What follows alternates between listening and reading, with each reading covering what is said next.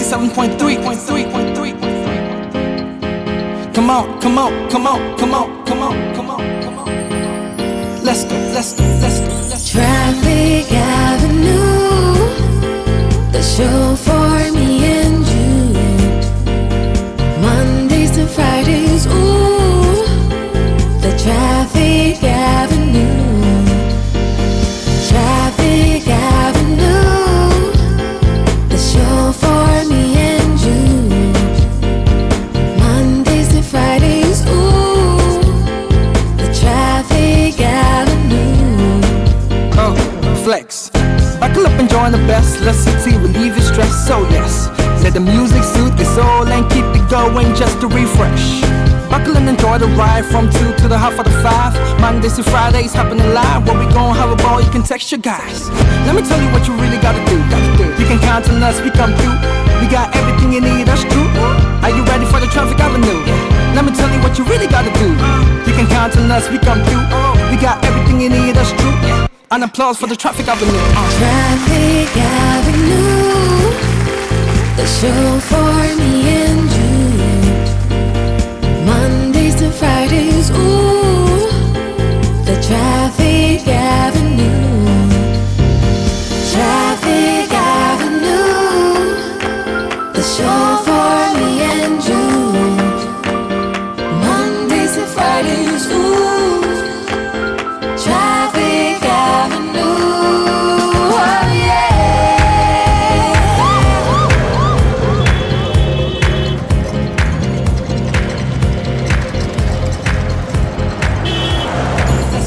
Traffic Avenue, the show for me and you. City 97.3. Accra. City 97.3. More variety. Eyewitness News. Be there as it happens. City News.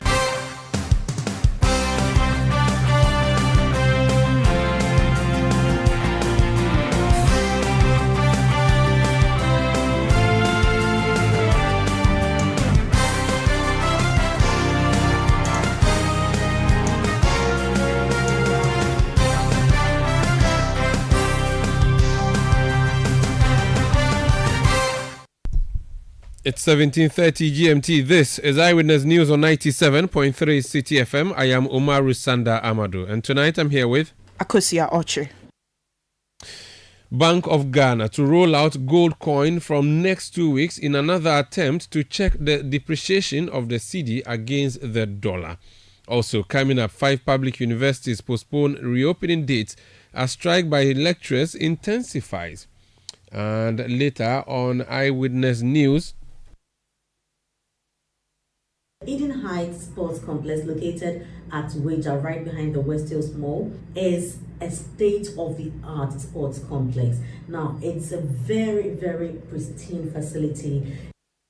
Indeed, over 60 companies to compete for gold at the most coveted and anticipated event on your calendar, the Business Olympics, which comes off tomorrow at the Eden Heights around Waja. We'll be telling you more about that here on Eyewitness News. And also in business news, some economic watchers describe BOG's cut in the policy rate of 200 basis points as immaterial. That's in 50 minutes from the City Business Desk. Eyewitness News is live across Ghana on a number of affiliate stations, including on Nobia 98.1 FM in Nalerigo in the Northeast region, also on Quality 88.7 FM in Garu in the Upper East region. We are also on Radio Gaki 88.3 in Usaboba in the Northern region. We are in the Volta region on Heritage 107.3 FM in Hohwe and Freedom 88.1 FM in Sogakope. In the Ashanti region, we are on Adwinpa 99.9 FM in Nkawie. In the Bono region, we are on Greener 95.9 FM in Sunyani.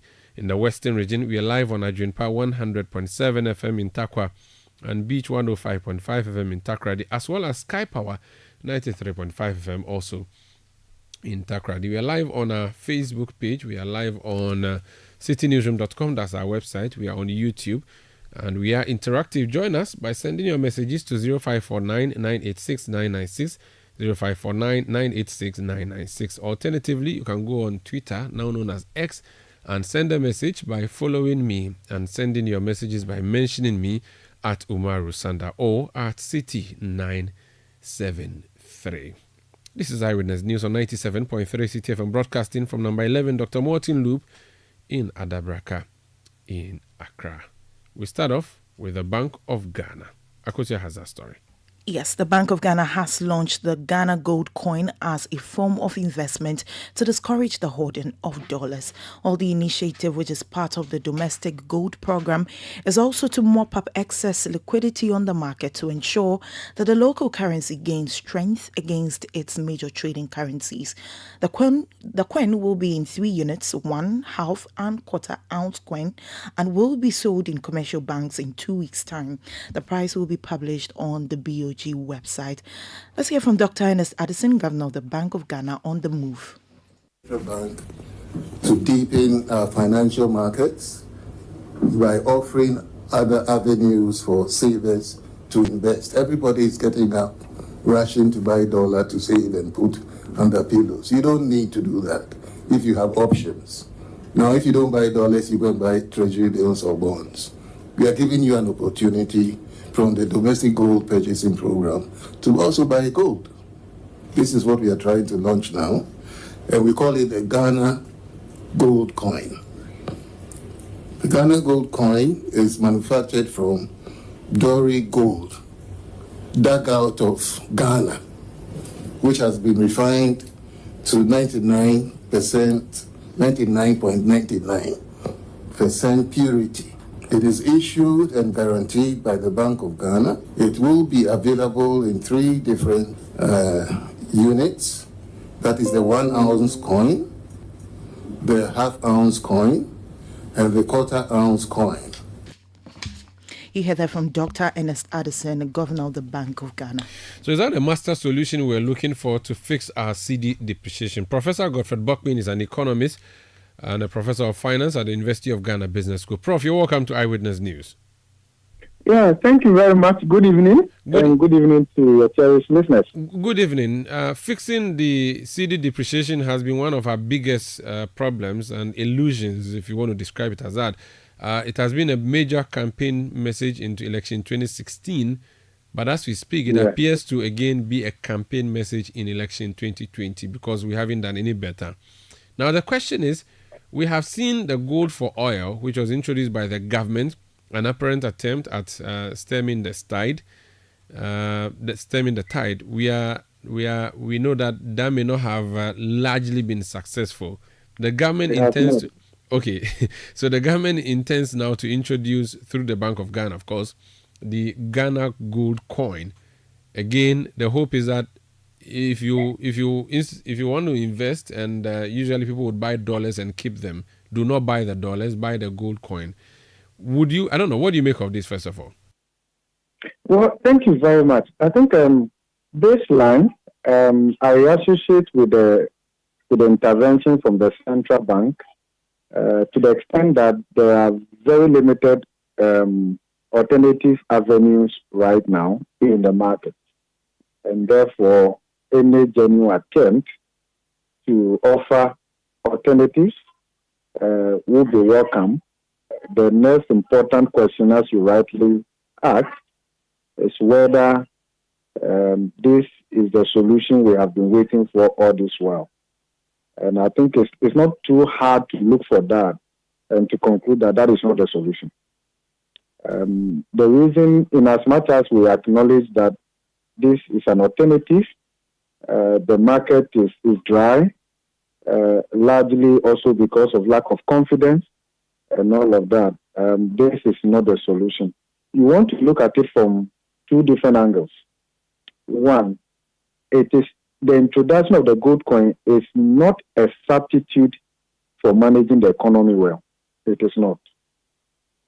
And I want to believe that it is not packaged as a substitute for managing the economy well, because the fundamental driving factors pushing the cedi to lose its own against the major trading currencies, when it comes to fiscal discipline, when it comes to enhancing the productive capacity of the economy, less import reliance,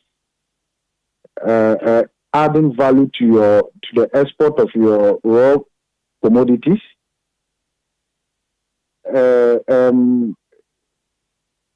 This doesn't substitute for all of that. It doesn't. So it is very difficult to put this side by side, the fundamentals, the deteriorating fundamentals of the economy. I think that is baseline. The other bit to look at is also that what is happening right now is a confidence issue. There's very little confidence in the economy. If you look at the Treasury bill pricing and the fact that the central bank itself, together with the government, have struggled in the last couple of months to meet their targets, even in the face of excess liquidity in the market, as Bank of Ghana claims, then certainly it tells you that the new introduction of the gold coin is not the solution, the immediate. Usually when you introduce a product at the beginning, of course, people are a bit hesitant to buy into it immediately. But the other good news with this is that the central bank is backstopping this, and therefore, that is not Ghana government. But of course, to also come to think about it, that the Bank of Ghana actually doesn't have a viable financial position. That is a fact. If you look at the losses they booked in 2022 as a result of their overexposure to Ghana government, which resulted in over 60 billion losses, it will take them years to recover from that. So the central bank itself has more or less ceased to be a bank of last resort, because the bank of last resort actually needs a bailout from a government that is already in a bailout arrangement. So that is also offering that backstopping, it necessarily doesn't offer much comfort to investors. That is another way to look at it. The other way to look at it is whether the gold coin is a pure and direct substitute for buying dollars or foreign currency. That is very critical. If it is being introduced as an alternative to buying the dollar or foreign currencies as a store of value, or maybe necessarily also as a form of investment, then one would want to see the yield, whether the yield offers a comparable return compared to what you would have gotten if you had bought dollars and all of that. Remember, investors have options. They can choose. They look at the pricing and all of that.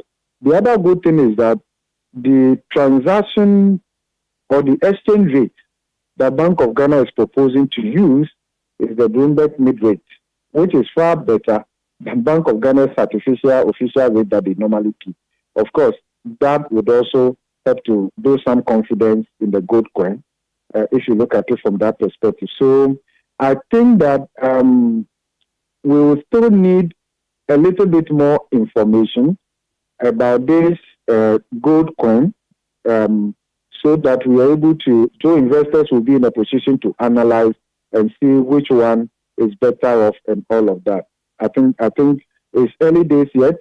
We still need a little bit more information about the pricing mechanism, the trading window, and all of that. Okay, I'm just wondering, do we have countries that have been doing this, and has it worked for them? And again, what would be the difference between buying the gold from the government through the gold coin system and also just going to the refinery and going to buy your gold and keep if you want to, or go to the jewelry shop and go and buy your own gold? What difference would it make for the one who is buying to invest? Look, investors have a way of coming to their own conclusion. As I said earlier, this is not a substitute for doing the right thing. You remember when Bank of Ghana promoted this gold for oil to the extent that it was going to be like more or less a panacea to the depreciation of the city. If you have gold and you could sell the gold and get the FX, and there will be there will be increased supply of dollars in the market. We don't have a problem. We don't have a problem. If we are able to restore confidence in our economy, remember that what the domestic debt exchange has done to us, we are all paying the price. So when the central bank governor says that there is excess liquidity in the market and people are looking for options, it's because the secondary market has practically collapsed. Even though the government instruments are trading, the appetite for it is very low. It's going to take us a while. Okay, and it doesn't look like we are on course to doing the right things so that we're able to restore investor confidence and jumpstart the secondary market the way it should and all of that. Then again, if you look at the treasury bill, the money market rate versus the rate of depreciation of the CD against the dollar, then one is better off actually buying dollars and keeping it rather than going to buy treasury bill. Because Bank of Ghana's own depreciation rate from the beginning of the year to date, we are quoting something around 24% depreciation. If you compare that actually to going to buy treasury bill and all of that, that's not hard for investors to choose where they should put their money. So those are the considerations. Okay. And also, another thing to bear in mind is that right now the whole economy is a good economy, right? From responsible and irresponsible mining and all of that. And the Bank of Ghana itself is also cashing. Yeah. So it's not something that you want to say that just by introducing the gold coin, then stability will be restored immediately and all of that. It doesn't work that way. It doesn't work that way. I see. Before we go, there's another thing that the BOG announced today. The monetary policy rate has been reduced to 27%. It used to be at 29%, having been dropped from 30%. Now, it has been at 29% for 9 months. The idea, we are told, in the reduction of in the monetary policy rate is to provide some respite for borrowers for the next 2 months or so. What do you think of that too? Well, it looks a bit contradictory for me. We want to promote private sector growth. You want to channel lending to the private sector. Great. But in the last 2 years or so, all that the central bank has been doing is to mop up excess liquidity from the market. That is certainly going to affect how much credit can be made available to the private sector. Okay, so Bank of Ghana has been mopping up excess liquidity from the market, not only from the policy rate point of view, but also from the tiered required reserve ratio. So they've adjusted them depending on your loan to deposit ratio combinations. The required reserves you are supposed to keep with the central bank rises from 15%, 20%, 25%, and all of that. Beyond that, the central bank is also demanding that the effects of foreign exchange accounts at the retail level that the commercial banks are keeping, the required reserve component must be kept in CDs with the central bank. This is also done to mop up excess CD liquidity in the market and all of that. So all that we are doing is to mop up liquidity from the market. But at the same time, we are saying that we want to increase lending to private sector. Okay, so that's very difficult to achieve under the circumstance. If you look at the Ghana reference rate where it is, and you look at the ultimate lending rate, okay, slightly above 30%, clearly this is not the kind of interest rate that will be supportive to the private sector. Okay, so we are just paying less service to saying that we are supporting the private sector. We are not. We are actively not working towards making credit cheaply available to the private sector for them to grow. We are not doing that. Okay, so it's very difficult. And again, the introduction of the gold coin with the aim of mopping up excess liquidity, all of that necessarily doesn't make private sector that comfortable in terms of access to cheap capital. That is not. We can't talk about interest rate of 30%, 29% or so as enabling, as supportive to private sector. Then, of course, you can also see the growth drivers that we are all celebrating. Look at the drivers of the growth from Ghana Statistical Service data. Gold, okay, crops. Look at pure manufacturing. That isn't doing well necessarily. Okay, what is the level of investment that we have in the gold sector, oil, and the rest of them? So those are the things that I believe that we have to consider. But we are not at the stage where we are actively courting growth because the threat of inflation hasn't been dealt with necessarily. But at least it's good news to the extent that there's a marginal reduction in the policy rate, 200 basis points. In elsewhere, that would seem significant. But if you look at it, that your policy rate was 29% and you are bringing it down to 27%, that doesn't look like a significant reduction actually.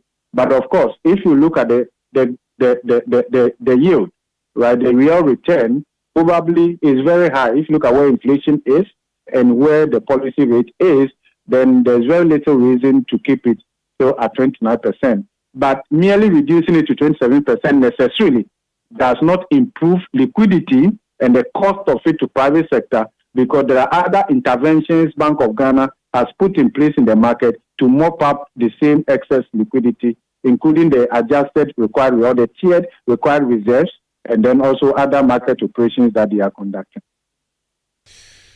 Thank you so much for speaking to us, Prof. God bless you. God bless you too. That's Professor Godfred Bokpin. He is an economist and a professor of finance at the University of Ghana Business School. This is Eyewitness News on 97.3 Citi FM. We are coming to you from our studios in Adabraka in Accra. We are also around the globe on citinewsroom.com. Do let us know what you make of the conversations that we have been having. 0549 986 996 0549 986 996. That's a WhatsApp number. And you can also tweet me, now known as X, at Umar Rusanda or at Citi973. Do I have some of your messages? Let me read them. To Bill, is it Tulbill or Tulbaya Solomon from Nangodi? Okay, it should be Tulbire. Tulbire Solomon from Nangodi says the EC's refusal to audit the voters' roll will spell doom for our democracy. We plead with the Electoral Commission to do the audit so that the outcome of the election will be accepted by all candidates. Politicians, this from Father SK in Kenya, Sikumasi. He says, politicians will always incite the youth to embark on demonstrations while their children are dwelling abroad, studying. So the youth of Ghana. Okay, the message is not that clear. Fuzeni Salifu in Kaswazongo says all the economic indicators are showing positive. It means that the government is doing the right thing. Allah Yabakoa. This one from Mausi Ayebiesta from Abutia Teti in the Volta region. He says, the introduction of the Ghana gold coin launched by the Bank of Ghana aims to lessen reliance on the dollar and stabilize the cedi. While it may encourage people to invest in the national currency, it is not a sole solution to economic management. The initiative should be part of a broader strategy to address the underlying causes of currency depreciation and promote financial stability. Al-Hassan Hamdan from Nyoini South says, what is the benefit of gold for oil? This is just another strategy to loot the country. Men's Gold Pro Max, you say. Imano Mensa Amekwadi in Medina says, the Bank of Ghana seems to be behind the curve in terms of financial innovation, as countries have moved on from gold coins to blockchain and cryptocurrencies such as Bitcoin. Is the bank aware of the risks involved in owning their gold coins within the Ghanaian financial system? Hashtag Eyewitness News. You can send your message to 0549 986 996. Akosua has some other stories for us. Well, the LPG Marketers Association has confirmed that the recent shortage of liquefied petroleum gas, LPG, has been resolved. This announcement comes after several areas in Accra experienced a shortage of the product, raising concerns among residents and businesses. In an interview with Citi News, the Vice President of the association, Gabriel Kumi, appealed to consumers for patience, assuring them that supplies would soon be restored to the affected service points. Contrary to a statement issued by MPA that yesterday the issue was resolved yesterday. It was resolved this morning, and we've moved in earnest to load this product and start distribution to the LPG outlets. We are dealing with a very delicate product. We need to load this product, transport it safely to the LPG station. We need time to also discharge this product from the truck safely into the station tank so that sales can begin. Like I did indicate, we are hopeful that from tomorrow you'll see a significant reduction of the shortage that we are experiencing today. That was the Vice President of the LPG Marketers Association, Gabriel Kumi. Eyewitness News. Be there as it happens. Oh, jump on now. Go. Google me. At what time will you come back where I don't hear the sound of your car? Why you buy new car? No, I don't change my car. It be the same ride. It be the fuel where I change. Way one shouts it. Ever since I started using the all-new Excellium Premium Fuel, fortified with 3-in-1 action. Oh, Joe, now my car they run like electric car. No, it's so. This is the type of fuel where they want to. Because now engine they cost. Where they want for way if I buy it, it go protect my engine. And with the small way I buy, I go drive, sir. Absolutely. It's like strapping a turbocharger to your engine and giving it a protector. And what they bust my mindset be the 3-in-1 action, no? Excellium they prevent up to 99% of deposit. It be anti-wear, some be anti-corrosion. Won't pay when I open there. Hey, so where can I find this magical fuel? Just head over to any Total Energy service station and your car will thank you. Hey, then make a finish my gobe fast, then rush go Total Energies. My friend, but why your hand my gobe inside? I give you info. Make a fill the gobe too small. Go. Excellium is designed to protect your car engine, decrease fuel consumption, and lower CO2 emissions. Don't say fuel, say Excellium. Choose Excellium, choose quality. If home is where the heart is, then let's go home, shall we? Let's go where the entertainment is, where the passion is, where the laughter is, and sometimes even the tears too. Let's go where we feel safe enough to share our opinions and send tweets, where we do that embarrassing little dance to our favorite song. Let's go home where the love, the care, and the joy live. There's no place like home. Connect your home to super fast internet with affordable data bundles from MTN Home. Visit broadband.mtn.com.gh or your My MTN app to sign up today. MTN. The Births and Deaths Registry beckons all of us to forge a future where every death is duly recorded and every Ghanaian life is cherished and remembered. To help capture these moments, registration is absolutely free up to 10 days after losing a loved one. For registration of deaths, make sure to have a medical certificate of cause of death or the coroner's report. Remember that registering deaths is not just a formality, but a way to cherish the memories of those we hold dear and leave a lasting legacy for future generations. This may seem like a small step, but its impact on the entire community is immense. Our offices are open from Monday to Friday, 8:30 a.m. to 5 o'clock p.m. This message is brought to you by Births and Deaths Registry under the Ministry of Local Government, Decentralization and Rural Development, supported by the Public Sector Reform for Resource Project and the World Bank. Call 030-394-41222 or visit www.pdr.gov.gh for further details. From the first cry to bidding farewells, everyone counts. Register now.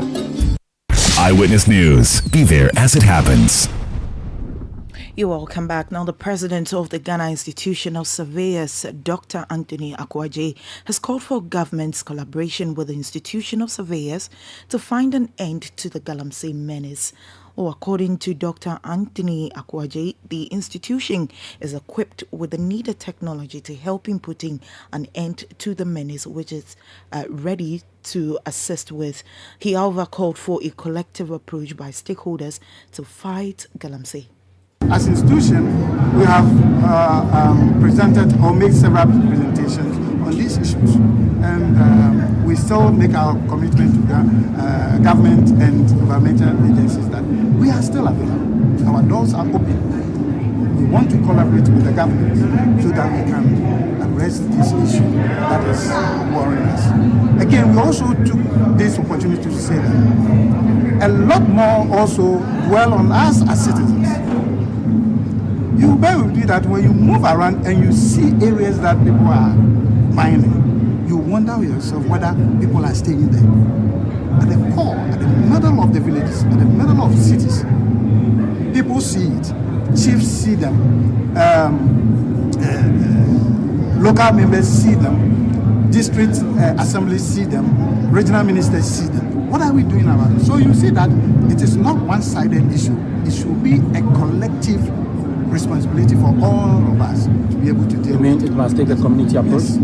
I'm talking about all stakeholders. We must all be involved in. Like journalists, we have taken it up very well. So do chief should also take it very well. That was surveyor Dr. Anthony Akwaje, president of the Ghana Institution of Surveyors. Now, the Katanga Alumni Association has denied any plans to embark on a naked demonstration or fundraising to combat illegal mining activities, also known as galamsey.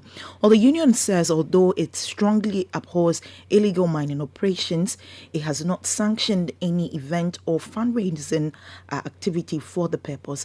The Katanga Alumni Association, in a statement, cautioned the public to desist from engaging entities on social media who seek to extort money from them.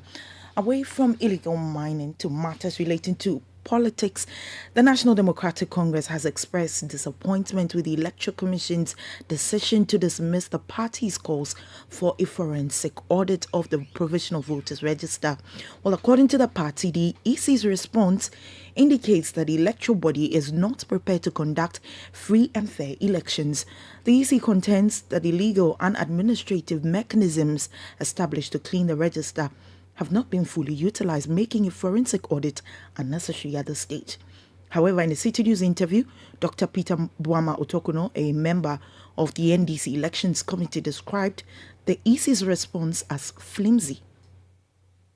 Received and seen the letter from the Electoral Commission with a disappointment, and I think that the response of the Electoral Commission does not portend a serious electoral management body that is willing to run a free, fair, and transparent elections.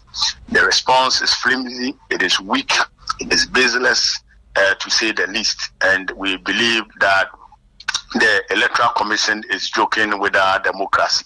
Why am I saying so? We all know what provisions are there in the CI 91 and the CI 126. We all know the processes that usually the Electoral Commission will go through to prepare final register for the elections. And that is why along the line we have worked closely with the Electoral Commission and we have exposed them where necessary, and we have brought errors and irregularities to their attention. All that we are saying with the forensic audit we are demanding for is that owing to the fact that the Electoral Commission was not able to detect all these errors itself, and we have had to do the discoveries and bring to their attention, means that there may be more. Dr. Peter Buama Otokuno is member of the NDC Elections Committee. Away from the camp of the largest opposition party, the People's National Convention, PNC, says the disqualification of its presidential candidate for the 2024 polls will have far-reaching consequences on the party's nationwide campaign. Well, this follows the EC's decision to disqualify the PNC's presidential candidate Bernard Mona from the polls after an assessment of his nomination forms. In an interview with Citi News, national organizer for the PNC, Mark Iwusi, expressed concerns that the disqualification may erode voter confidence and adversely impact the campaign of the party's parliamentary candidates. it will also affect our campaign strategy, because we'll then have to adjust our campaign strategy and we'll definitely shift our potentials as far as our resources is concerned. There is one thing that I have seen that is going to also be affected, which is the voter confidence, that the disqualification may erode the voter confidence in the party as far as our candidates are concerned. People or Ghanaians who might have wanted to vote for us because of Bernard Mona and his policies may not be able to vote for us, and this would affect the voter confidence. Again, media attention. We cannot, run elections or campaign without involving the fourth estate of the realm, which is the media. You heard that from national organizer of the PNC, Mark Iwusi. Let's talk about labor agitation, labor strife in universities, public universities. At least 5 of them have so far announced that they are postponing their reopening dates because of ongoing strike by various teacher unions. Dr. Mahmoud Akudogo is the national president of the University Teachers Association of Ghana. Doc, you're welcome to Eyewitness News. Thank you, Umaru, and good evening to your listeners. Good evening to you. I believe UTAG is one of the reasons that the universities are unable to reopen their schools or invite their students back. So that's fortunately, UTAG is not one of the unions on strike at the moment. Okay, but how bad are things? Because it appears all the universities are helpless. They cannot reopen their schools. And do you associate with the striking teachers, or you associate with the students and the school management? I think it's a bad situation because after COVID-19, the COVID-19 somehow disrupted the academic calendar. We had to work so hard to readjust and then get back to the original academic calendar, starting when we always had to start the academic year from September instead of January as the COVID brought about. So, for example, at the University of the Urban Cities, we did extra work to be able to restart the academic year this September, starting today, 27th. Unfortunately, because of the strike, that has also put that effort of bringing back the academic calendar at risk, because we had to tell students not to report because of the strike. And so it's bad. And I know nothing really is going on at the moment. Probably because the students have been on holidays, but they were expected to come back today, and they are not able to return. So nothing practically is going on. Okay, so what would you say to your striking colleagues? Is it a need? Is it a case that they should come back, or you are all on the same boat essentially? It's just that you are not on strike yet. Yeah. First, I would appeal to the government to at least find ways of resolving whatever the issues are, so that our colleagues can be assured and then come back to continue their work. So I appeal to both the employer and then our colleagues that we have to talk, and they have to at least talk in good faith, so that the matters can be resolved without taking entrenched positions that can further jeopardize the engagement processes. Now, is it possible that you could go back to virtual learning or virtual teaching like we did in COVID time, so that even though your administrators may not be around to get you the lecture halls ready and all of those other things, at least you can still continue with tuition, so that your plan to reverse the academic calendar to what it used to be would succeed at least? Yeah, the challenge is that, there's certain administrative processes that you have to go through to enroll for lectures to start. And so those administrative processes, most of them are done physically, not online. And we did not probably anticipate that we will be in this situation where some of these things happen, so that maybe the online systems could be developed to take care of such instances. But if you develop the online systems, it's the same people who are supposed to ensure that it's running. And if they are on strike, then it becomes a problem. And so it's important that at least this matter is resolved as soon as possible, so that we don't further disrupt the academic calendar. I'm sure if the employer and the associations are able to reach consensus probably within the next 1 or 2 weeks, we should be able to ramp up and get the academic calendar back. Otherwise, it may be difficult to get the calendar back to the original form. The only problem is that if things remain the way they are and the president does not call a state of emergency in mining areas like organized labor has been asking, you may well be going on a strike from next week, UTAG and all other unions, which means then that the hope that you are having may be derailed even further. That's correct. At the moment, UTAG is meeting at WA, and we definitely will most likely be probably joining a strike, but this time for the purposes of protecting our environment, our water bodies and livelihoods. And so if nothing is done, we know we give 30th and we're just about 3 days away. We know today is Friday. Tomorrow, by Monday, if nothing is done, some steps to activate the strike may happen. And we hope that the government is listening and will resolve some of these matters. Otherwise, even if they only are able to resolve the matters that affect the current striking associations or unions in the universities, we may likely have another strike if the issue of the environmental degradation matters are not resolved. So I also, by extension, want to appeal to the president to do what is right so that we do not plunge this country into, should I say, unplanned state of emergency. Because you can imagine if all labor unions or the labor force lay down their tools, that would be worse than declaring emergency at Galamsey, places where Galamsey is mined, or where what Galamsey is going on. And so I hope that they are able to do something to avert that from happening. Organized labor by itself have a meeting on the 1st of October. And so at that meeting, I'm sure that if nothing happens, we may be heading towards a situation that will not be good for everybody. Thank you so much for speaking to us.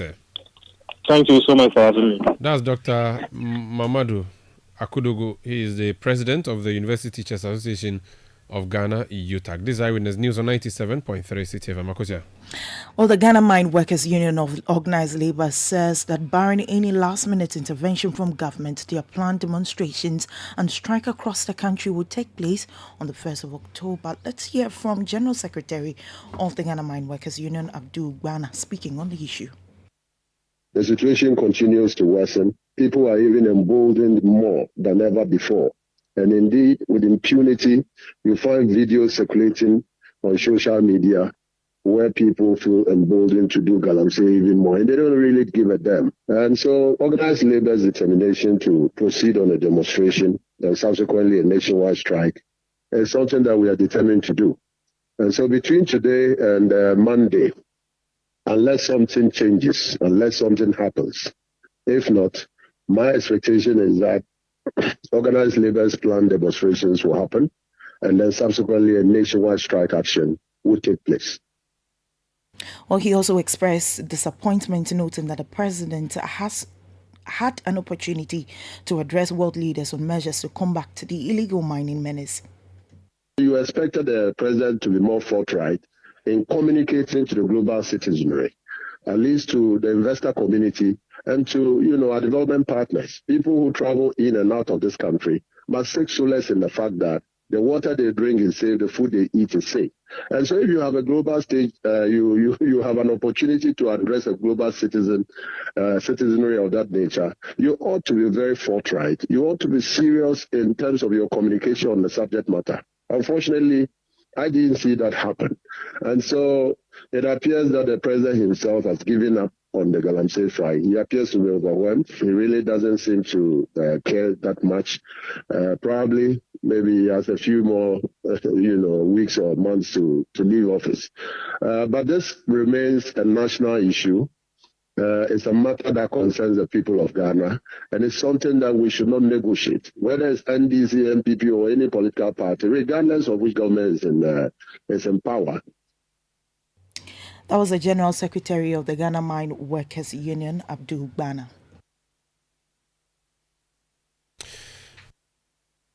This is Eyewitness News on 97.3 Citi FM. We are coming to you from our studios in Adabraka in Accra. Now, tomorrow, we have a very big event happening at the Wager, Eden Heights at Wager. It has to do with the Business Olympics, an event we've been holding annually for over a decade, where we bring corporate organizations together to compete for gold and also ensure team bonding is intensified. There will be trophies to be won.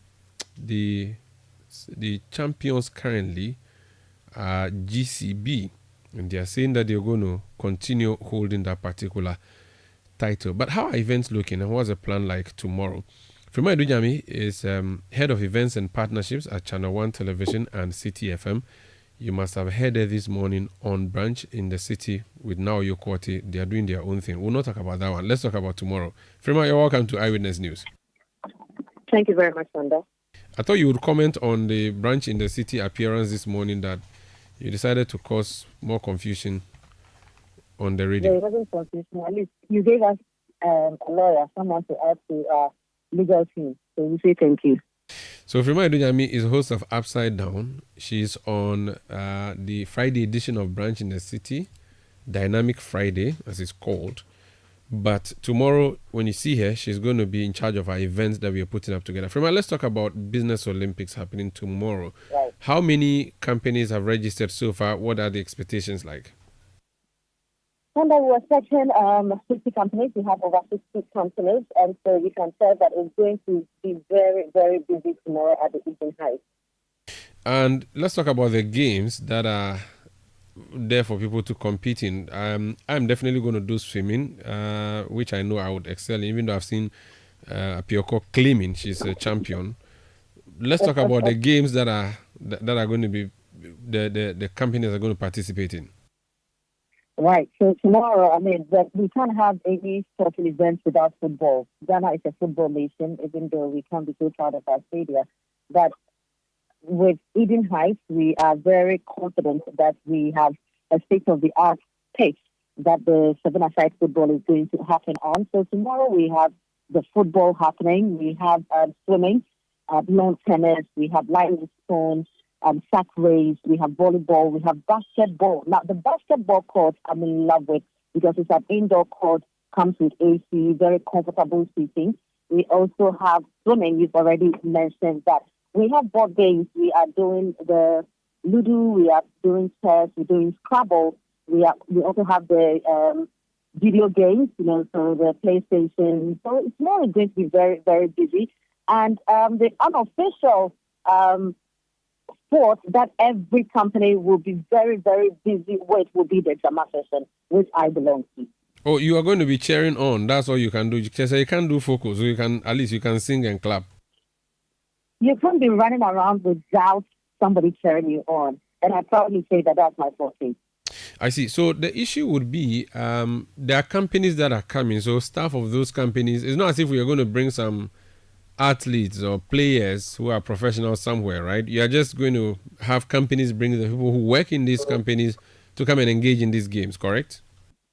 Absolutely. So we have corporate Ghana coming in. Now, the interesting thing is, some people might be professionals in their own way. So, for instance, if you are Channel 1 coming and you have maybe the best swimmer in Ghana working with Channel 1, that's a plus for you. What I think more is everyone who is going to be participating in all the games will be one of the companies that will be coming. If I were listening to this show tonight and I'm like, let me just come and watch what's happening, am I allowed to come through?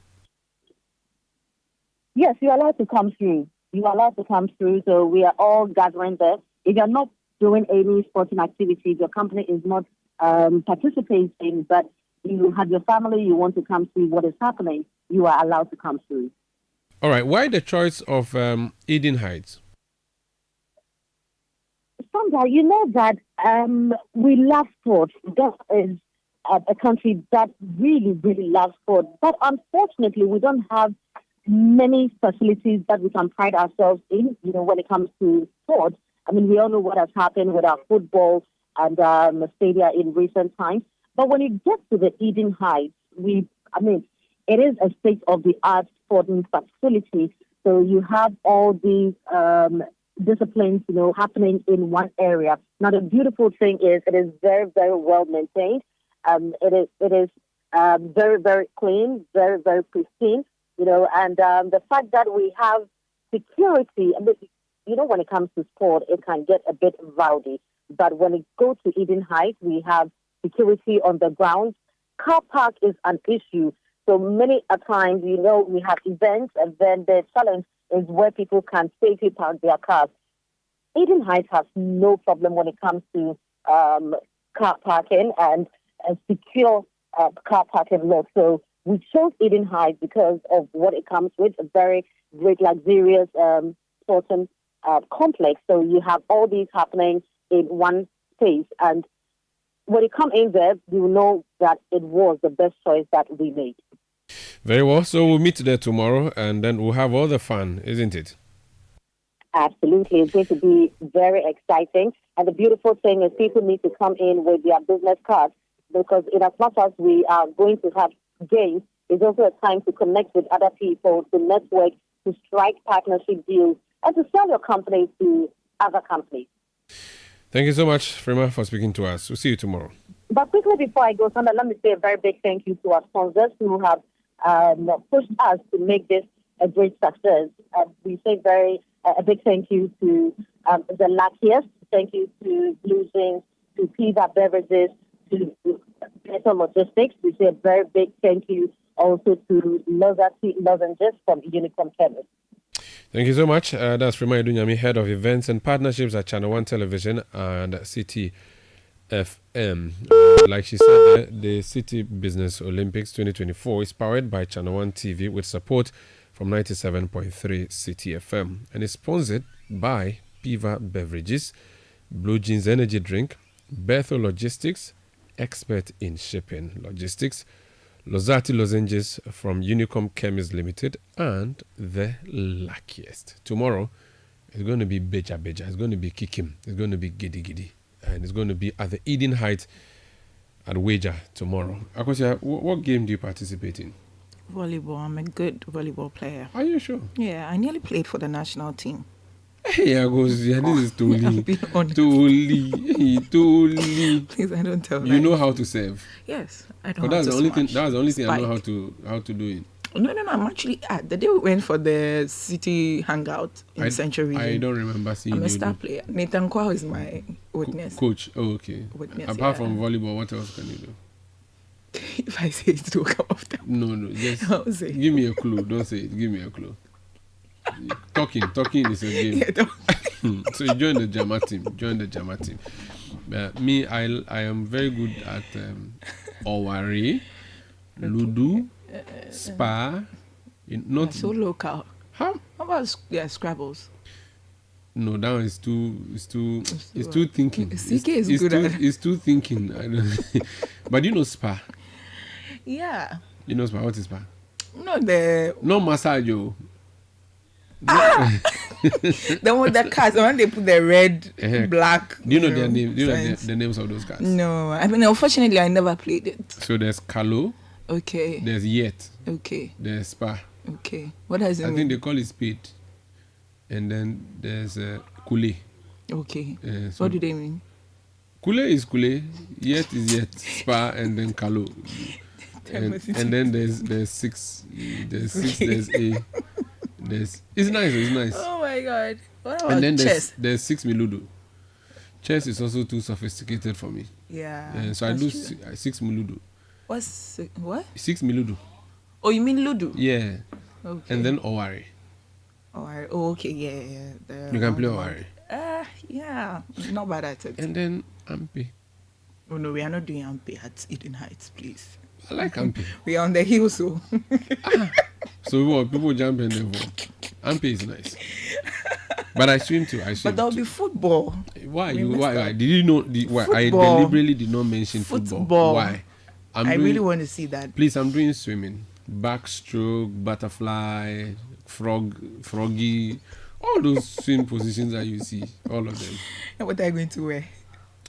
I'm wearing knicker with kambu and shirt. To swim. That one there, I have a nice swimming costume, so I wear that one. To see you in that. Yeah, look forward to see you tomorrow. This is Eyewitness News. Up next, business news, and then we have Point Blank. Please stay with us. Eyewitness News. Be there as it happens. If home is where the heart is, then let's go home, shall we?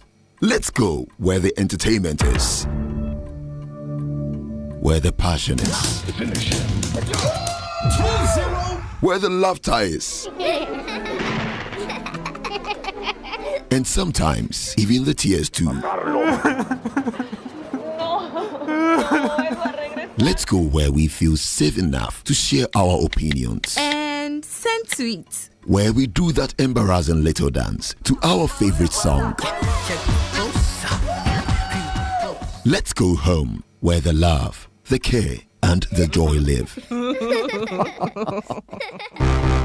There's no place like home. Connect your home to super fast internet with affordable data bundles from MTN Home. Visit broadband.mtn.com.gh or your My MTN app to sign up today. MTN. Oh, jump on now. Go, Gugomi. At what time when you come back, we are not hear the sound of your car? Why you buy new car? No, I not change my car. It be the same, right? It be the fuel way I change. Way one shouts it. Ever since I started using the all-new Excellium Premium Fuel, fortified with 3-in-1 action. Oh, Joe, now my car they run like electric car. No, it's so. This is the type of fuel where they want to. Cause now engine they cost. Where they want for way if I buy it, it go protect my engine. And with the small way I buy, I go drive, sir. Absolutely. It's like strapping a turbocharger to your engine and giving it a protector. And what they bust my mindset be the 3-in-1 action, no? Excellium they prevent up to 99% of deposit. It be anti-wear, some be anti-corrosion. Won't pay when I open there. Hey, so where can I find this magical fuel? Just head over to any Total Energy service station and your car will thank you. Hey, then make a finish my gobe fast, then rush go Total Energies. My friend, but why your hand my gobe inside? I give you info. Make a fill the gobe too small. Go! Excellium is designed to protect your car engine, decrease fuel consumption, and lower CO2 emissions. Don't say fuel, say Excellium. Choose Excellium, choose quality. Now make a statement with the jewelries and accessories from Bijou and MV Accessories inside Achimota Retail Center. We always have amazing deals and unbelievable discounts to offer. And your vibes in Kwa. Hi, Aku. I just got the estimate for the home repairs. It's more than we expected. I'm really stressed about where to find the money. Why worry, Musa? You are a salaried worker. Haven't you heard about the GCB personal loan promo? They can give you up to 700,000 Ghana cedis in less than 24 hours at a significantly reduced interest rate and fees. Really? This sounds exciting, but is it easy to apply? Super easy. Skip the stress. Get the cash with the GCB personal loan promo with a 1-month repayment holiday. Just visit a GCB bank branch near you or call 0302-634-922. Toll free 0800-422-422. No hassle, no stress. Wow, I just got a notification. The loan is already in my account. That was fast. Skip the stress and get the cash you need with GCB personal loan. Visit a branch near you today. Terms and conditions apply. GCB Bank, your bank for life. Eyewitness News. Be there as it happens. Get the details. Every significant financial transaction, every market movement, and all the policies that affect your business. City Business News. Be informed. Welcome to the Friday edition of the City Business News on Eyewitness News. I am Akusia Ochre. The details now. A finance and economics expert at the University of Ghana Business School, Professor Godfred Buckling, has described the rate cut by the Bank of Ghana as a good step, Well, he, however, notes that it is not enough to deal with the liquidity challenges in the banking sector. He spoke in an interview with Citi Business News.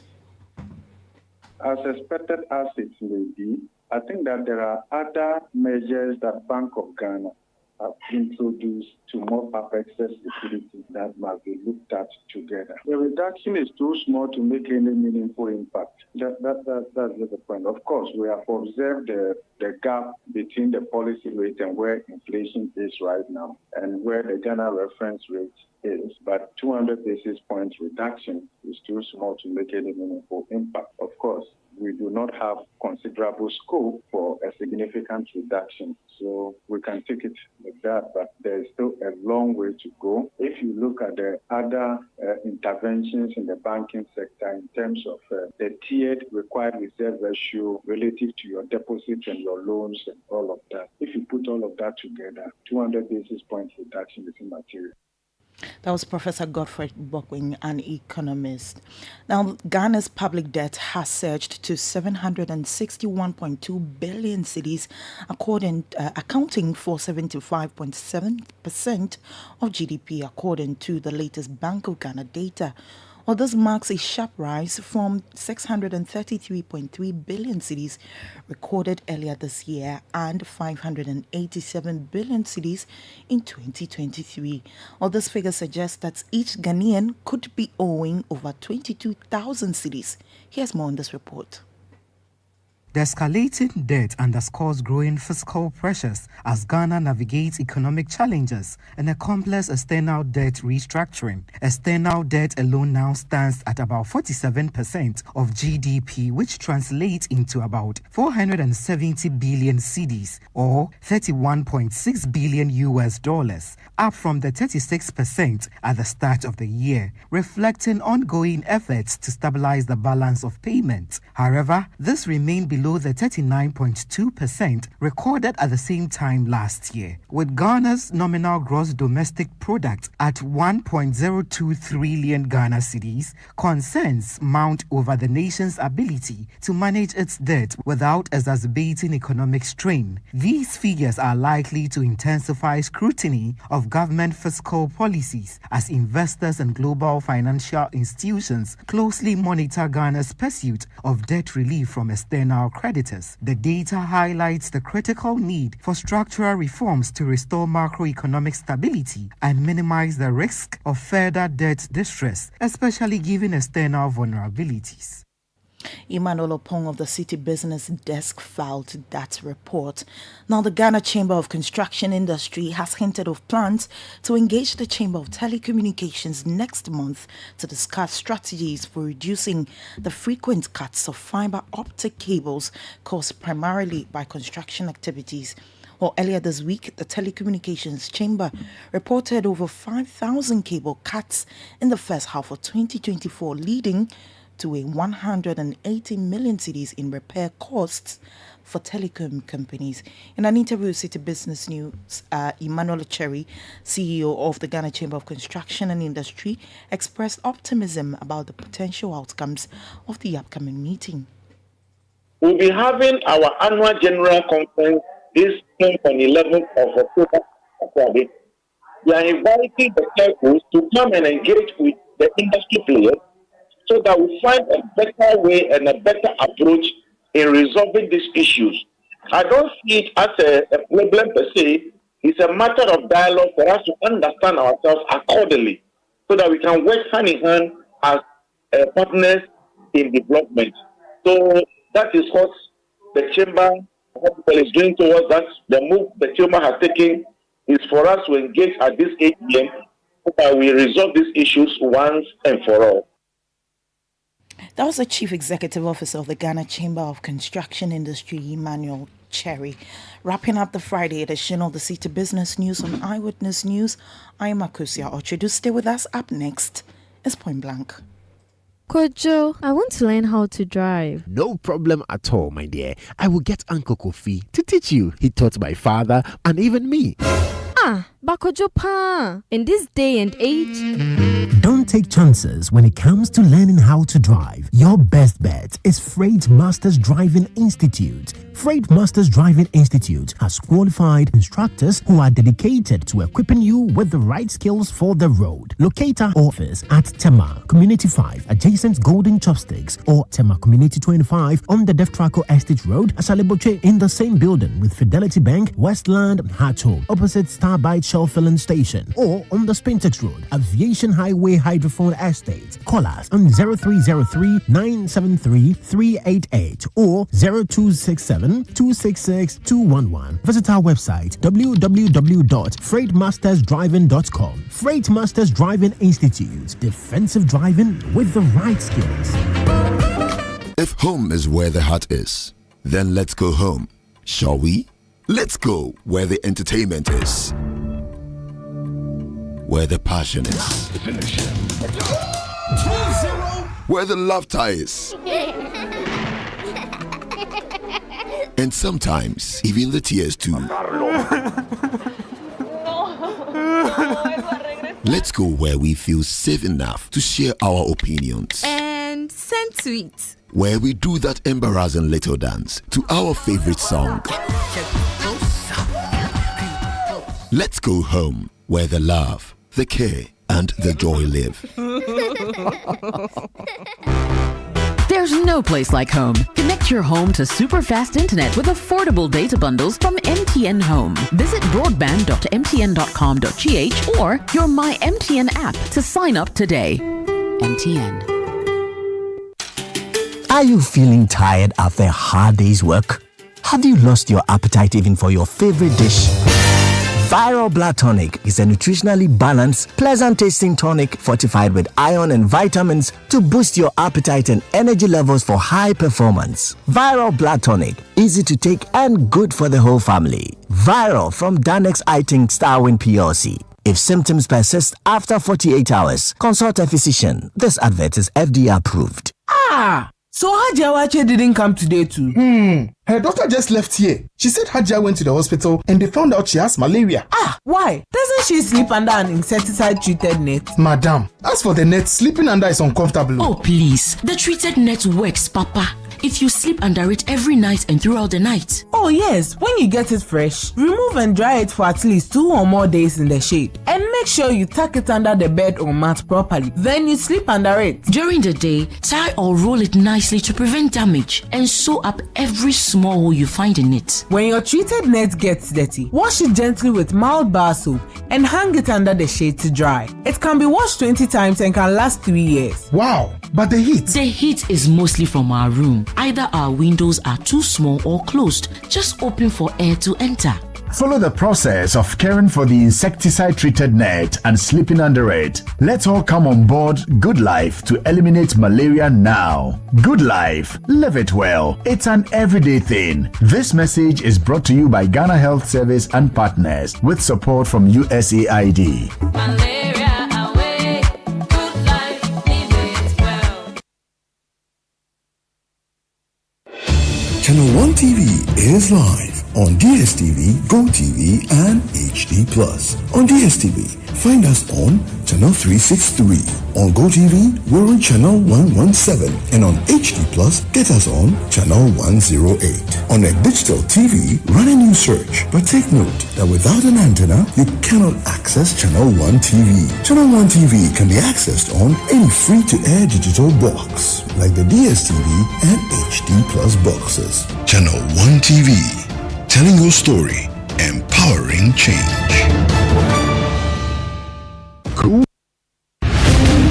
The City Business Olympics 2024 is officially sold out. Now gather your colleagues, lace up your sneakers, and let's get ready to compete in the City Business Olympics 2024. Which company will emerge as champion and which CEO will win the ultimate CEO's challenge at the City Business Olympics 2024. Date 28th September 2024. Venue Eden Heights Sports Complex, Wager. Time 8 a.m. See you there. Get ready to compete, collaborate, and conquer. The City Business Olympics 2024 is powered by Channel 1 TV with support from 97.3 Citi FM and proudly sponsored by Piva Beverages, Blue Jeans Energy Drink, Bethel Logistics, experts in shipping logistics, Losati Lozenges from Unicom Chemist Limited, and The Luckiest.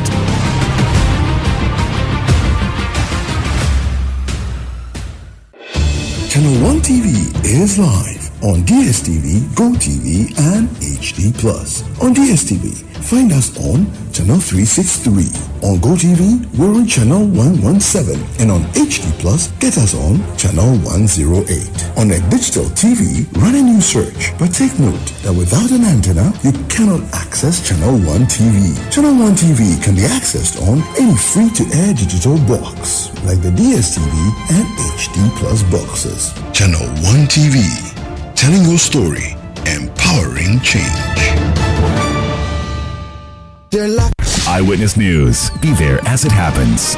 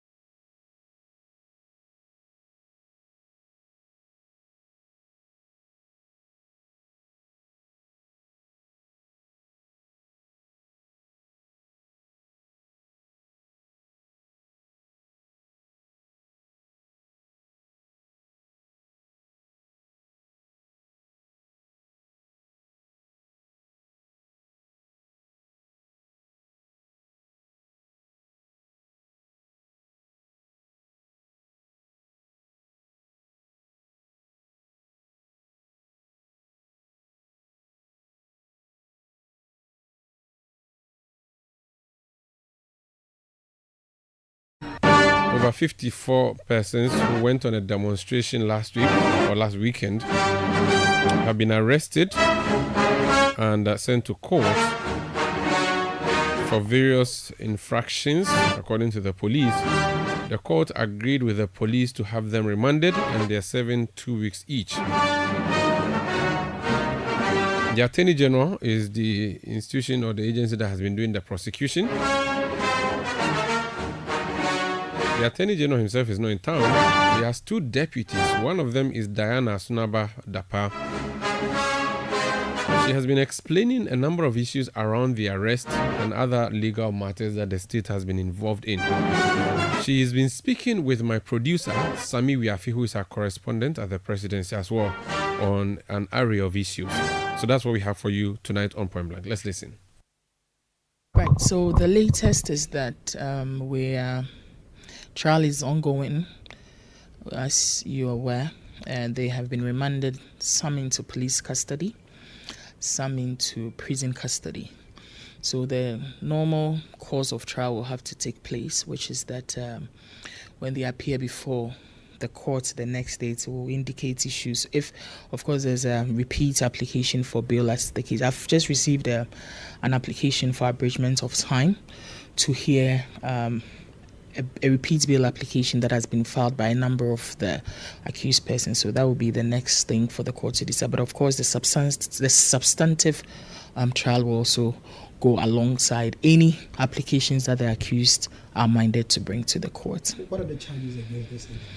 There, 54 of them. 54 of Is it them. the same charges for everybody, or it varies? Not necessarily, it varies. There are about 4 charge sheets so far. There are some charge sheets which has some of the charge sheets. One of them has about 11 accused persons, 10 accused persons. There are a number of charges that have been brought against different people, but basically, looking at the charge sheet, we have issues of conspiracy to commit crime, to wit, unlawful assembly, abuse of police officers, assault of police officers. We also have causing damage, among some of the charges on the charge sheet here.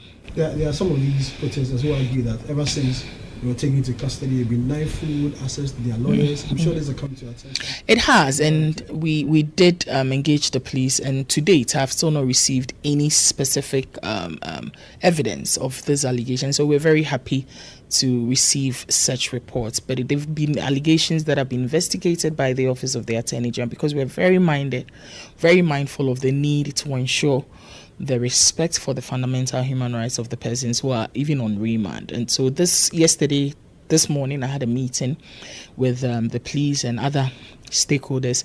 We asked for evidence. We've not received anything, and these allegations have been refused by the police as being untrue. How do you have people say that AG's department is just fast-tracking this prosecution for reasons best known in itself? Is it that you are just fast-tracking this to get these people behind bars, an interest behind, or just the law working? Isn't that an irony, or do I understand then to mean that the delays associated with courts, which has been the bane of complaints in the years passed by?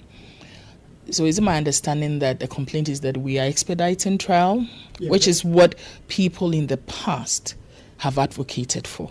In any case, I'm not here to deny that we are not fast-tracking, but of course we've gone by due process. I don't think people are suggesting that we should have kept them, for instance, for more than 48 hours. So far, that's where the period has been. We are mandated by law to ensure that, for instance, we don't keep people beyond 48 hours. So I don't see what is the fast track about making sure that we comply with law by bringing them to court before, the 48-hour, requirement. So I don't see, I'm happy to receive more information on this fast tracking. In fact, even the fast tracking, I would have said that, well, left to me alone, we'll have a day-to-day trial of this. But we hear they've been remanded for 2 weeks, as is the wise decision of the court. So I don't see the fast tracking of this. We're just going in accordance with due process. Yeah. The allegation that there was a pregnant lady who was also arrested in this, a 50-year-old woman with a minor and the like. That has come to your attention as well. Is that really the case? Is there a pregnant woman and married woman and a minor? I'm happy that when you stated these, you then asked the question as to the veracity of these statements. Again, I place on record that there is no record that there was a pregnant woman. There was a lady who, when arrested, indicated that she was pregnant. The police, the Ghana Police Service, took the lady to the police hospital. Pregnancy tests were conducted on her. The test came out negative. The police did not end there. They said, we need a second opinion on that pregnancy allegation. They took the lady to Uracare. Again, the test came out negative. And so I place on record that there is no one among the protesters who is pregnant or was arrested while pregnant. Same has been refuted by empirical evidence, i.e. the pregnancy tests that were carried out by the police hospital and Uracare, a private hospital. So there was no pregnant lady. On the issue of the 50-year-old lady, it's called Grace Asantua. So we engaged the police. What happened is that lady was arrested. She came for the protest with the child. And of course, we also have issues with her on, exposing the child to danger and other, possible breaches of the Children's Act of 1998, which we are pursuing. Now, when this lady was arrested, and again, I want us to take note, with the minor, the police decided to grant her bail because, of course, she's taking care of this minor. They couldn't arrest her, place her in custody, and then what happens to the child? So in consideration of this element that she's with a minor, that 50-year-old lady, Grace Asantua, was granted bail. And as we speak, she did not appear before court these past days. So she's absconded. And that is why the Office of the AG then issued... Exactly. And that is why the office has issued and has prayed and a bench warrant has been issued for her. So it brings you back to this agitation that why didn't we then grant all of them bail? After all, these are charges that are mere misdemeanors. We probably would have been faced with a similar thing. You are surprised that I'm telling you that the woman has escaped, has absconded as we speak. And so there was no minor that was arrested. That's why you decided not to grant the others. It's foreseeable, and as a prosecutor or as a police in determining whether to exercise discretion to grant bail, these are some of the factors you consider. Is the person a flight risk? Mostly is one of the things you consider. And on hindsight, some people have expressed the argument, and perhaps understandably so, that it may have been a wise decision. Other than that, we would have been faced with about 54 Grace Asantewes. And then the same public will now come in outreach, perhaps against the office of the AG, that some may say that we have not been diligent. Those who are minded to stretch it far may even say that we have colluded with these accused persons to escape, facing the law. And then other persons who may have suffered certain damages from the unlawful acts of these protesters may also come at us as Ministry of Justice and say, well, what happened to the people who have committed some wrongs in the course of exercising these rights? So on hindsight, I think it is not regretted that we took the decision to oppose the bail application of these accused persons. There's no pressure whatsoever from anybody. I've told you that we are rather compelled by law to ensure that we bring them before a court of competent jurisdiction. We cannot keep them forever. So if that is the pressure, I do not see that. We are not under pressure to, not to denigrate the extent of what is happening, but I believe that we've had similar or even much more, as it were, magnified cases. There's no pressure whatsoever. We've only decided and continue to do so, i.e. comply with what the law requires us to do. So there's no pressure whatsoever from any quarter. The international media has picked up this story. This morning was on the BBC. I know Reuters has also published a similar story. Are you worried about the international image this whole thing is creating for us as Ghanaians or Ghana in general? All right. To answer this, let me state that there's also the other view from the international front, that people are actually worried that it is a retrogression on people's understanding of what it means to exercise your right to protest. And they say this against the backdrop that, isn't it telling that just some few weeks prior to this event, we had an even relatively larger demonstration by the NDC party. And it was incident-free. Ghana, known as the beacon of hope on the African continent, have always understood, appreciated the right to go on protest. And now some few unscrupulous ones will decide to undo everything we know and understand about exercising this right by coming under the guise of right to protest and then committing illegalities or criminalities. And so am I worried? No, because any such assertion that by whoever, whether within or without Ghana, that we are flouting or we are breaching fundamental human, is premised on two things, on two flaws. The first being on a misunderstanding or misapprehension of the provisions on the right to protest, particularly under the Constitution and under Act 491 of the Public Order Act. And secondly, also based on another flaw, which is a lack of thorough investigation of the facts before us. And some of these allegations have been made pursuant to some of the misinformation that I've just straightened, that there was no pregnant person, there was no minor that has been arrested. All these things are not true. Now, why am I saying this? If you make this assertion that it's just people going on protest and we are disregarding their rights, the fundamental human, my response to you will be that it then means that there is a misconception. First of all, starting from the Constitution, Article 12, which indicates that the rights enshrined in this Chapter 5. Now, Chapter 5 also includes Article 21, which people will usually invoke as the justification for the right to, assemble, go on protest, etc. It says that these rights shall be subject to the respect for the rights and freedoms of other persons. That is the first step. Now, the second step is that the Public Order Act of 1994 has a history. Before that, we had the Public Order Decree, where you needed to obtain permission before you can go on this protest. That law has been repealed. Now it says that you only need to notify the police. But I always tell people, and I always admonish people to take their time to look carefully at the Public Order Act, particularly Part 1, which is on organizing these special events. Special event is interpreted to include demonstration, protests, etc. Section 1 tells us about the mode, the procedure, which is that you indicate date, time, venue, or the route to be used, which then indicates that It should not, the thrust of Section 1 is that it should not in any way violate public defense, public safety, public health, security, should not be confusion, disorder, obstruction of the road, and more importantly, it should not violate the rights and freedom of others. And I always tell people that it may perhaps smack of bad faith that people only invoke the claim without noting the responsibility, which is in Section 3 of Act 491 of the organizers of these events. And so if you make a very porous, respectfully, an assertion that people are only exercising their rights, the response is that that right comes with a responsibility. It should not in any way offend these things that I've mentioned, health, safety, but even more importantly, the rights and freedom of other persons. Now, the video excerpts, the audio, the evidences that you are aware, I am aware that is out there, will clearly come to one concluding fact, that it has not been without disregard for public health, safety, and the rights of other persons.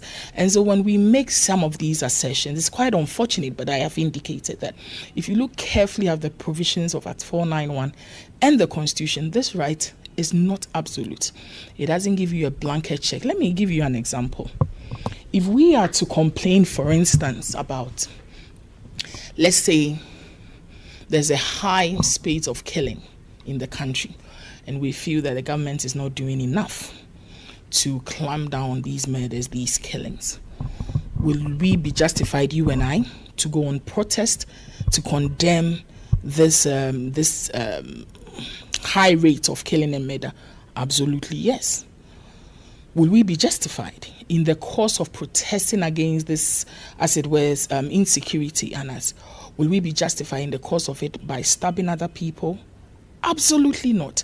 And so let's not mix the issues.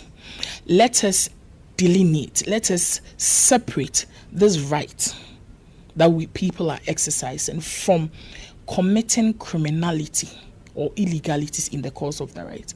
There can be no justification whatsoever for condoning, for shutting our eyes, turning a blind eye to the criminality that has occurred.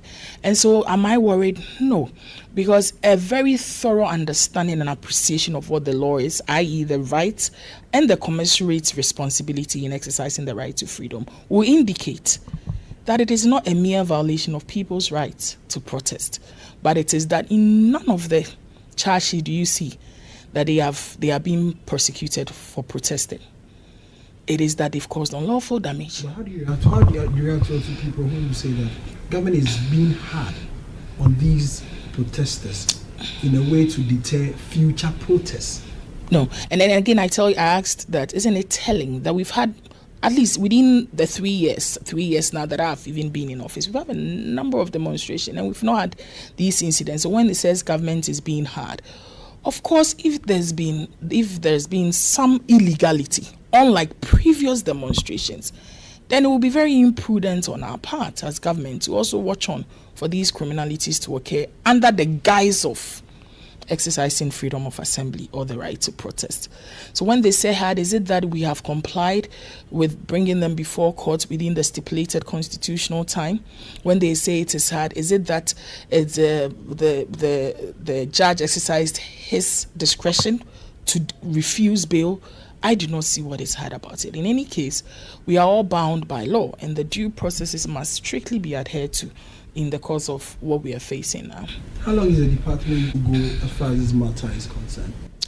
How far? Definitely to the conclusion of this matter, and it's there's only one result when we prosecute. On the side of the prosecution is to see to conviction.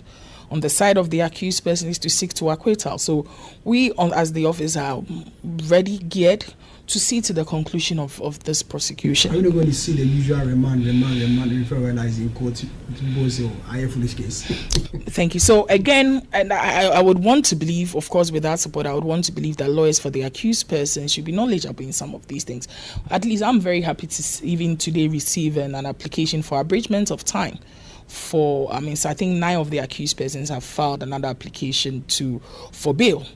You see, so it is not about protesting without basis. It is about using due process. If you're a lawyer and your client is denying bail, There are processes if you want to repeat the application, if you want to appeal against the refusal. There are a plethora of ways of going about this. There's been instances where at their first appearance in court, the Office of the Attorney General has opposed bail, but subsequently, when the bail application has been repeated, has not opposed, perhaps because of the other changing or extenuating factors. And so it is not going to be remand, but of course we have our eyes on the ball to see to the finality of this prosecution. So first of all, for me, Sammy, for me, there's been a number of, it's been a learning opportunity for me.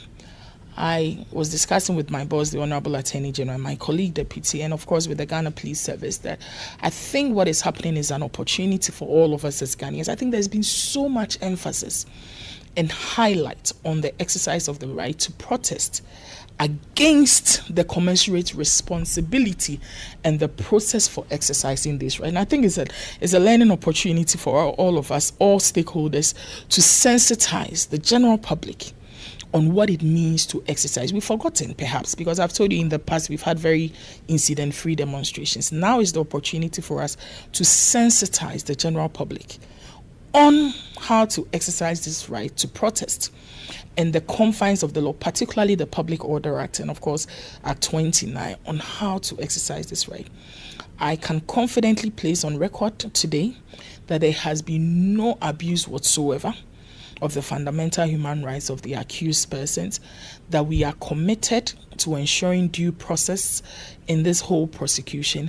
And of course, I also admonish all Ghanaians to stay calm and be assured that there is no pressure, as you indicated in one of your questions.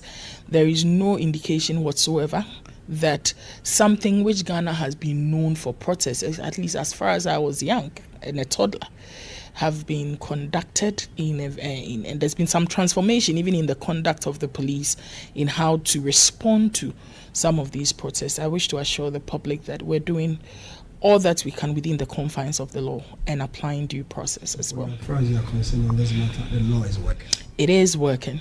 It is working.